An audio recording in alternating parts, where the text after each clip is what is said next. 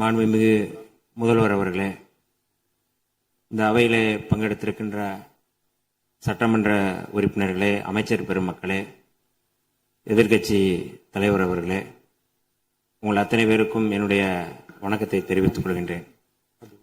மாண்புமிகு முதல்வர் அவர்கள் மிக முக்கியமான தமிழ்நாட்டுடைய உரிமை, தமிழர்களுடைய உரிமை என்கின்ற அடிப்படையில் ஒரு தீர்மானத்தை முன்மொழிந்திருக்கிறார்கள். இது வரலாற்று சிறப்புமிக்க முன்மொழிவு.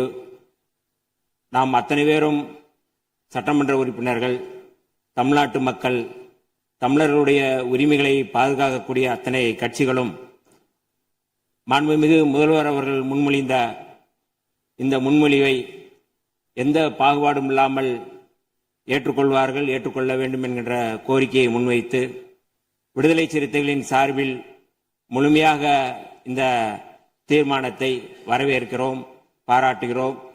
இதற்கு அடுத்த முன்னெடுப்பு என்ன என்பதையும் நாம் தெளிவுபடுத்த வேண்டிய தேவை இருக்கின்றது. இயல்பாகவே இந்தியாவினுடைய கடைமடை பகுதியான தமிழ்நாடு இயற்கையான வற்றாத ஜீவநதிகளை கொண்டிருக்கவில்லை. பாலாறாகட்டும், முல்லை பெரியாறாகட்டும், காவிரியாகட்டும், பிற மாநிலங்களோடு இயல்பாகவே நாம் நீரியல் தேவைகளுக்காக போராட வேண்டியிருக்கிறது. இந்த சூழலில் புரட்சியாளர் அம்பேத்கர் அவர்கள் இந்த நீரியல் தொடர்பாக நீர் பிரச்சனை குறித்து என்ன மாதிரியான தீர்வை முன்மொழிந்தார் என்பதை நான் இந்த அவையிலே சொல்ல விரும்புகின்றேன். 1942 முதல் 1946 வரை ஆங்கிலேய ஆட்சியின் கீழ் அமைந்திருந்த இந்திய அரசில் தொழிலாளர் நலன், பாசனம் மற்றும் மின்சாரம் ஆகிய துறைகளுக்கு அமைச்சராக இருந்த புரட்சியாளர் அம்பேத்கர் அவர்கள் மிக முக்கியமான இந்த மத்திய நீர் ஆணையம் தொடர்பாக அன்றைக்கு முன்னெடுத்தது தொடர்பாக இன்றைக்கு நமக்கும் பயன்படுகின்றது.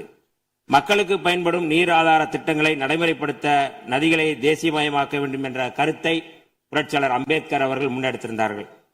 மாநிலங்களுக்கு இடையிலான நதிகளின் பயன்பாடு குறித்து புரட்சியாளர் அம்பேத்கர் சொல்லும்போது, ரயில்வேக்களுக்கு மாகாண எல்லைகள் ஏதும் இல்லை என்கிற போது, ஆறுகளுக்கும் அதேபோல் மாகாண எல்லைகள் எவையும் இருப்பதற்கில்லை. ஒரு மாகாணத்திலிருந்து இன்னொரு மாகாணத்திற்கு பாய்ந்து செல்லும் ஆறுகளுக்கு முக்கியமாக இது பொருந்தும் என்கிறார்.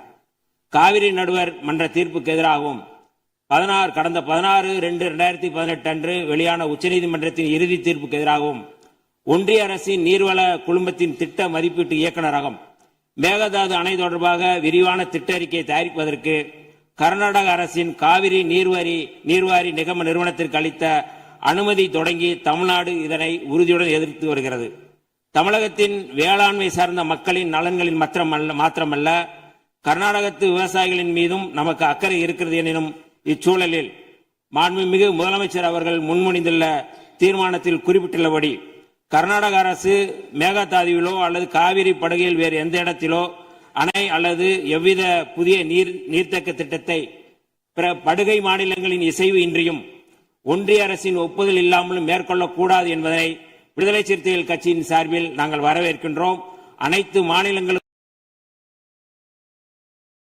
பொதுவாக செயல்பட வேண்டிய ஒன்றிய அரசு இவ்விவகாரத்தில் தமிழ்நாட்டின் நியாயத்தை உணர்ந்து செயல்பட வேண்டும். கடந்த 21/3/2022 அன்று இதே பேரவையில் இதே பொருள் குறித்து தீர்மானம் ஒன்றில் விடுதலை சிறுத்தைகள் கட்சி தங்களது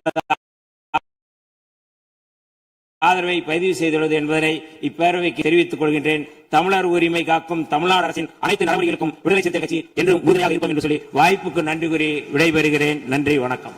மாண்புமிகு சமூக நீதித்துறை அமைச்சர் திரு வன்னியரசு அவர்களை தொடர்ந்து மாண்பு உறுப்பினர் திரு டி ராமச்சந்திரன் அவர்கள்.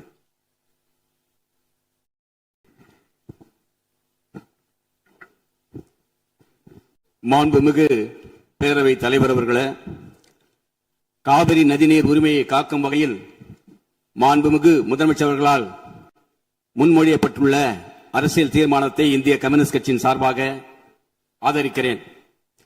காவிரி ஆறு என்பது தமிழகத்தின் வாழ்வாதாரமாக திகழ்கிறது. காவிரி ஆறு டெல்டா மாவட்டங்களில் 25 லட்சம் ஏக்கர் நீர்ப்பாசன வசதி பெறுவதோடு தமிழ்நாட்டில் 5 கோடி மக்களுடைய குடிநீர் தாகத்தை தீர்க்கக்கூடிய 32 கூட்டு குடிநீர் திட்டங்களை நிறைவேற்றுகிற ஜீவாதார நதியாக காவிரி ஆறு திகழ்கிறது. காவிரி ஆற்றின் குறுக்கே கர்நாடகாவில் மேகதாட்டில் அணை கட்டப்பட்டால் ஒட்டுமொத்த தமிழ்நாடும் பாலைவனமாக மாறிவிடும் அபாயம் உள்ளது.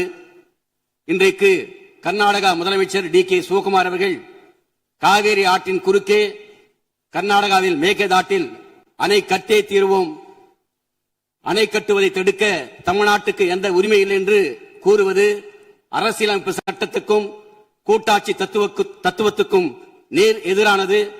இன்றைக்கு நம்முடைய அரசோடு காங்கிரஸ் கட்சி நண்பர்கள் அமைச்சர்களே இடம்பெற்றிருக்கிறார்கள். அவருடைய அரசுதான் இன்றைக்கு கர்நாடகாவிலே ஆட்சி அதிகாரத்தில் இருக்கிறது. ஆகவே அந்த காங்கிரஸ் அரசோடு தொடர்பு கொண்டு அணை கட்டுவதை தடுக்க காங்கிரஸ் கட்சி சட்டமன்ற உறுப்பினர்கள் நண்பர்கள் முயற்சி மேற்கொள்ள வேண்டும் என்று இந்த நேரத்தில் நான் கேட்டுக்கொள்கிறேன்.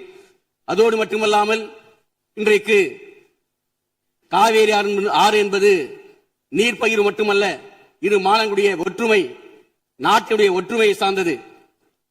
இன்றைக்கு காவேரி தாய் குடகிலே தோன்றி யார் தடுத்தாலும் தமிழ்நாட்டை நோக்கிதான் வந்து கொண்டிருக்கும். இன்றைக்கு காவேரி நடுவர்மன்ற இறுதி தீர்ப்பானது 5/2/2007 கடைமடை மாநிலங்களான தமிழ்நாடு, புதுவை, அதே போல கேரளாவுடைய அனுமதி இல்லாமல் முதல் மாநிலமான கர்நாடகா எந்த அணையோ அல்லது செங்கலை கூட எடுத்து வைக்க கூடாது என்று காவேரி நடுவர்மன்ற இறுதி தீர்ப்பு வழங்கி இருக்கிறது. அதை உச்ச நீதிமன்றம் 16/2/2008 உறுதிப்படுத்தியிருக்கிறது. அவ்வாறு இருக்கும்போது 13/11/2025 கர்நாடக அரசு தொடுத்த விரைவு திட்ட அறிக்கைக்கு உச்ச நீதிமன்றம் அனுமதி வழங்கியிருக்கிறது. ஆனால் அந்த விரைவு திட்ட அறிக்கைக்கு தான் உச்ச நீதிமன்றம் அனுமதி வழங்கியிருக்கிறது.